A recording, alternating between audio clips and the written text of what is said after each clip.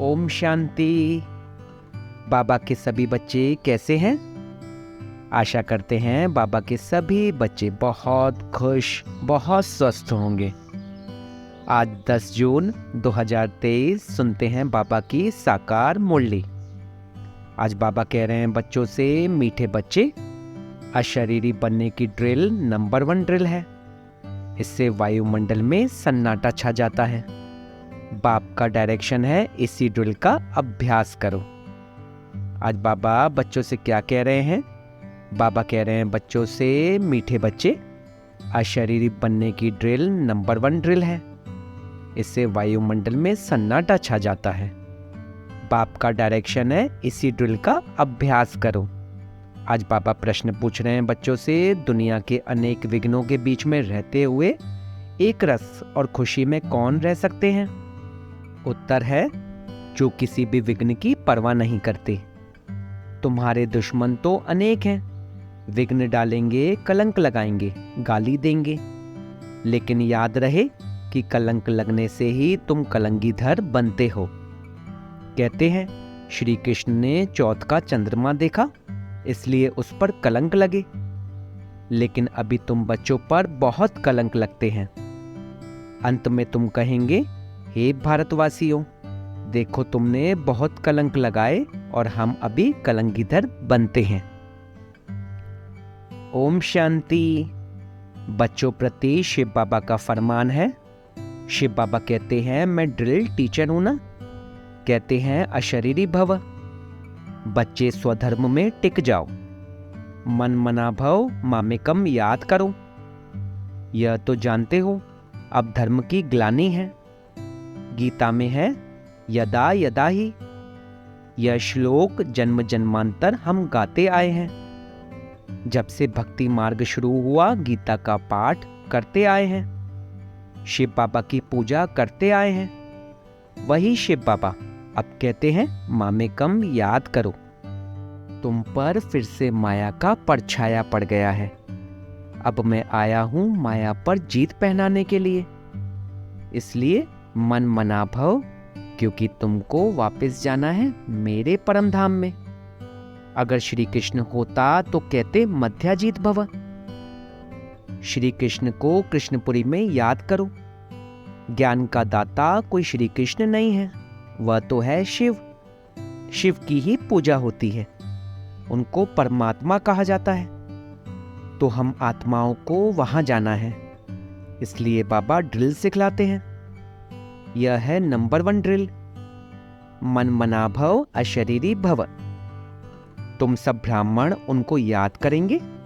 अगर कोई शूद्र यहाँ और कोई ख्यालात में बैठा होगा तो वायुमंडल को खराब कर देगा। उस एक को जब सभी याद करेंगे तो सन्नाटा छा जाएगा। जैसे कोई मरता है तो सन्नाटा हो जाता है, आत्मा के अशरीरी होने का प्रभाव पड़ता है। तो अब बाबा कहते हैं, तुम सब आत्माओं को वापस ले जाऊंगा। काल तो एक आत्मा को ले जाता है, मैं तो कालों का काल हूं, मैं सबको लेने आया हूं। और मैं आता हूं साधारण ब्रह्मा तन में। मैं मनुष्य सृष्टि का बीज रूप चैतन्य हूं। मैंने ही गीता सुनाई थी। देखो तुम्हारे पर अब कलश रखा है ना। श्री कृष्ण की गोपियों को भी कलश दिखाते हैं। कहते हैं श्री कृष्ण ने मटकी तोड़ी, अब वह मटकी काहे की? तुम्हारे सिर पर जो विकारों की मटकी है उनको तोड़ते हैं और ज्ञान अमृत का कलश देते हैं। बाकी सतयुग में थोड़े ही कोई ऐसी बातें हो सकती। गोपियां तुम हो। गोपी वल्लभ की गोपियों पर जो जहर का कलश था, वह फोड़ ज्ञान अमृत का कलश रखते हैं। तो इसमें बुद्धि बहुत अच्छी चाहिए, तब धारणा हो सकेगी। गोपियों का अवल्लभ तो है शिव बाबा। श्री कृष्ण को वल्लभ नहीं कह सकते। लिखा है कि गोपियों को भगाया, अब बाप थोड़े भगाएंगे। यह तो कायदा नहीं है। बाप समझाते हैं, जब कोई महात्मा कहे कि शिवो अहम, तो बोलो कि एक तरफ कहते हो महात्मा यानी महान आत्मा, फिर अपने को परमात्मा अथवा शिवो अहम क्यों कहते हो? महान आत्मा तो पवित्र आत्मा ठहरे। यह राज समझाना है। इसको ज्ञान का धर्म युद्ध कहा जाता है। उन्हों के पास है शास्त्रों की मत और तुम्हारे पास है श्रीमत। बाबा कहते हैं मैं आता ही तब हूं जब राजयोग सिखलाना है। भारत के ऊपर ही यह सारा खेल है। हीरो हीरोइन का पार्ट भारतवासियों को मिला हुआ है। वास्तव में वंदे मातरम भी इन माताओं को कहा जाता है। वह लोग तो भूमि को मातरम कहते हैं। भूमि तो तत्व है, उनको थोड़ी माता कहा जा सकता है। इस धरनी में रहने वाली तुम माताएं हो, तुमको वंदे मातरम कहा जाता है। वह भूमि को वंदे मातरम कहते हैं तो भूत पूजा हो गई। अभी तुम बच्चे योग बल से अपनी बादशाही लेते हो। सब मेहनत करते रहते हैं, पवित्र बन बादशाही लेने लिए। जिस तरफ साक्षात सर्वसमर्थ सर्वशक्तिमान बाप है, उनकी ही जीत होनी है। परमात्मा की महिमा बिल्कुल अलग है। वह आकर ड्रिल सिखलाते हैं कि मामे कम याद करो, और सब तुमको दुख देने वाले हैं।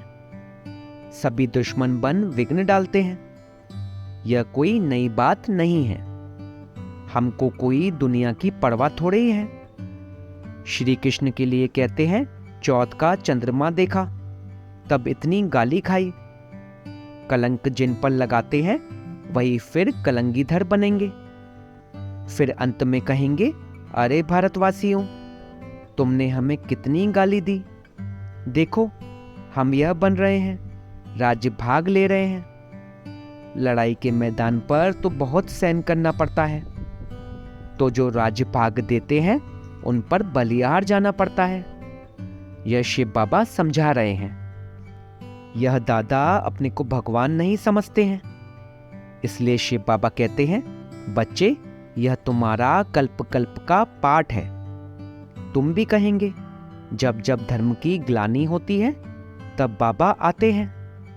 अब बाबा आया हुआ है और हम बाबा से वर्षा ले रहे हैं। निमंत्रण पत्र में भी लौकिक बाप के हद के वर्षे और परलौकिक बाप के वर्षे वाली पॉइंट बहुत अच्छी लिखी हुई है। बेहद के बाप से ही बेहद का वर्षा मिलता है। लक्ष्मी नारायण को बेहद का वर्षा किसने दिया? बाबा ने। तो यह सब समझने की बातें हैं।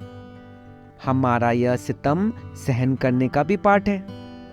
21 जन्मों के लिए बादशाही मिलती है, तो इसमें मेहनत करनी पड़ती है। गाया जाता है son shows father, student shows teacher. अब तुम्हारा रियल पार्ट है। तुम समझा सकते हो, वही हमारा बाप टीचर सद्गुरु है। वही मनुष्य सृष्टि का बीज रूप रचयिता है। सब जीव आत्माओं का बाप है। उनको सर्वव्यापी कैसे कहेंगे? बाप तो ऊपर रहने वाला है। तब तो दुख में उनको याद करते हैं। वह आते तब है जब धर्म गिलानी होती है। बाबा कहते हैं हमारी जन्मभूमि भारत के रहवासी जब दुखी होते हैं तब मुझे आना पड़ता है। परमात्मा की जन्मभूमि भारत है। यह अक्षर कोई के मुख से कभी निकलेगा नहीं। अगर सब परमात्मा हो तो सबकी जन्मभूमि भारत होगी। बाबा कहते हैं सभी प्रिसेप्टर्स यानी गुरुओं को भी मैं मुक्तिधाम ले जाता हूं। जब उन्हों को यह मालूम पड़े कि हमको मुक्ति देने वाला बाबा है, वह भारत में जन्म लेते हैं, तो भारत बहुत बड़ा भारी तीर्थ बन जाए। समझो सभी को मालूम पड़े परंतु आ कैसे सके? सभी तो भारत में आ ना सके। इतना तो अन्न नहीं है भारत में। यह सुनकर बहुत बहुत खुश होंगे कि ओहो, हमारा बाबा जो इन गुरुओं आदि को भी मुक्ति देते हैं, उनका जन्म भारत में होता है। पहचानेंगे तो नॉलेज से ना, और क्या देखेंगे? ब्राह्मणों में जब किसकी सोल आती है तो उनके भी बोलने से पहचानते हैं ना। बिगर बोलने पहचान कैसे हो सकती? बात करने से मालूम पड़ेगा बरोबर फलानी आत्मा है। शिव बाबा भी जब नॉलेज दें तब समझें कि शिव बाबा बोलते हैं, ज्ञान यह तो दे ना सके, यह सिवाय बाप के कोई समझा ना सके। कभी कभी कोई कहते हैं हम शिव बाबा से बात करें, परंतु उनको पहचानेंगे कैसे, समझ भी नहीं सकेंगे। बुद्धि से समझना चाहिए कि यह नॉलेज बाबा के सिवाय कोई दे नहीं सकता। देखो कहां कहां बच्चियां बिगर देखे तरफ रही हैं शिव बाबा से मिलने। जरूर उनकी ताकत है जो खींचती है, कशिश होती है, तो उनको सफेद पोश का साक्षात्कार कराते हैं। इसलिए बाबा कभी हमारी ड्रेस बदलने नहीं देते हैं। तो उनकी नॉलेज से मालूम पड़ता है। बहुतों को भिन्न भिन्न प्रकार के साक्षात्कार भी होते हैं, परंतु उनसे क्या फायदा। तुम्हारा काम नॉलेज से है, यह नॉलेज कोई दे न सके तो यह सारा गुप्त पाठ हुआ। कहते हैं मैं आत्मा का रूप धारण कर इसमें प्रवेश हो जाता हूं, तो यह नॉलेज इतनी बाबा ही देते हैं, हम थोड़े जानते थे।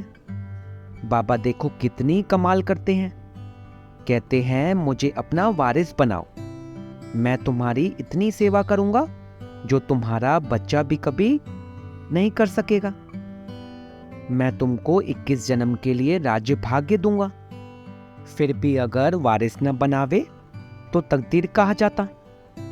तुम बच्चियां जानती हो हम शिव बाबा से वर्षा लेने लिए यहाँ आए हैं। शिव बाबा को और वैकुंठ को तुम सिवाय दिव्य दृष्टि के देख ना सको। ज्ञान तो बिल्कुल क्लियर मिल रहा है ना। हमको बाबा राजयोग सिखलाते हैं। ऊंचते ऊंच वर्षा है वैकुंठ की बादशाही, सो भी पढ़ाई से मिलती है। कोई भी राजयोग सिखला ना सके। हम नर से नारायण बनते हैं। यह राजयोग सिखलाते ही अंत में है, तब तो फिर सतयुग में राजा रानी बनेंगे। यह मूसलों की लड़ाई प्रसिद्ध है। गीता से देवी देवता धर्म की स्थापना हुई। उस समय तो और कोई धर्म था नहीं। वे सब कहां गए? विनाश हुआ। बिल्कुल सहज बात है।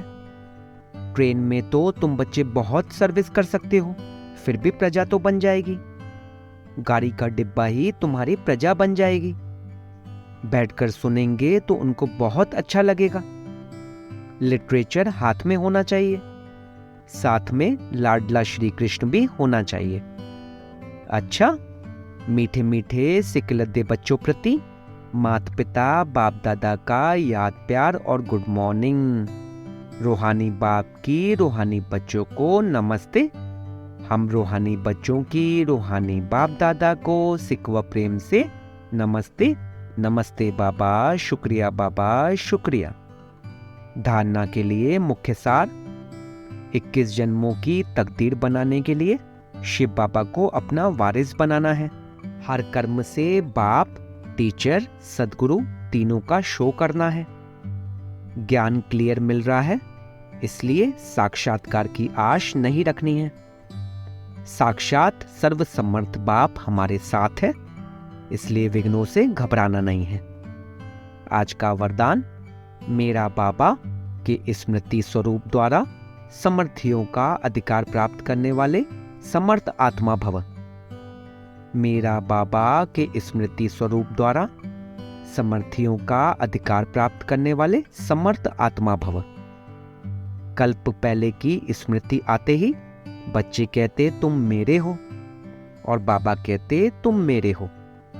इस मेरेपन की स्मृति से नया जीवन, नया जहान मिल गया, और सदा के लिए मेरा बाबा इस स्मृति स्वरूप में टिक गए। इसी स्मृति के रिटर्न में समर्थी स्वरूप बन गए। जो जितना स्मृति में रहते हैं उतना उन्हें समर्थियों का अधिकार प्राप्त होता है। जहां स्मृति है वहां समर्थी है ही। थोड़ी भी विस्मृति है तो व्यर्थ है, इसलिए सदा स्मृति स्वरूप सो समर्थ स्वरूप बनो। आज का स्लोगन: हार्ड वर्कर के साथ साथ स्थिति में भी सदा हार्ड बनो। हार्ड वर्कर के साथ साथ स्थिति में भी सदा हार्ड बनो। आज की मुरली में मातेश्वरी जी के मधुर वाक्य भी हैं। मातेश्वरी जी के मधुर वाक्य, सृष्टि की आदि कैसे होगी। बहुत मनुष्य यह प्रश्न पूछते हैं कि परमात्मा ने सृष्टि कैसे रची है, आदि में कौन सा मनुष्य रचा। अब उसका नाम रूप समझना चाहते हैं। अब उन पर उनको समझाया जाता है कि परमात्मा ने सृष्टि की आदि ब्रह्मा तन से की है। पहला आदमी ब्रह्मा रचा है, तो जिस परमात्मा ने सृष्टि की आदि की है, तो अवश्य परमात्मा ने भी इस सृष्टि में अपना पार्ट अवश्य बजाया है। अब परमात्मा ने कैसे पार्ट बजाया? पहले तो परमात्मा ने सृष्टि को रचा, उसमें भी पहले ब्रह्मा को रचा, तो गोया पहले ब्रह्मा की पवित्र आत्मा हुई, वही जाकर श्री कृष्ण बनी। उसी तन द्वारा फिर देवी देवताओं के सृष्टि की स्थापना की, तो देवीय सृष्टि की रचना ब्रह्मा तन द्वारा कराई। तो देवी देवताओं का आदि पिता ठहरा ब्रह्मा। ब्रह्मा सो श्री कृष्ण बनता है, वही श्री कृष्ण का फिर अंत का जन्म ब्रह्मा तन है। अब ऐसे ही सृष्टि का नियम चलता आता है। अब वही आत्मा सुख का पाठ पूरा कर दुख के पाठ में आती है, तो रजोतमो अवस्था पास कर फिर शूद्र से ब्राह्मण बनते हैं। तो हम हैं ब्रह्मावंशी, सो शिववंशी सच्चे ब्राह्मण। अब ब्रह्मावंशी उसको कहते हैं जो ब्रह्मा के द्वारा अविनाशी ज्ञान लेकर पवित्र बनते हैं। तो इससे सिद्ध है कि इस सृष्टि का आदि पिता है ब्रह्मा बाबा। अच्छा, ओम शांति, ओम शांति, ओम शांति।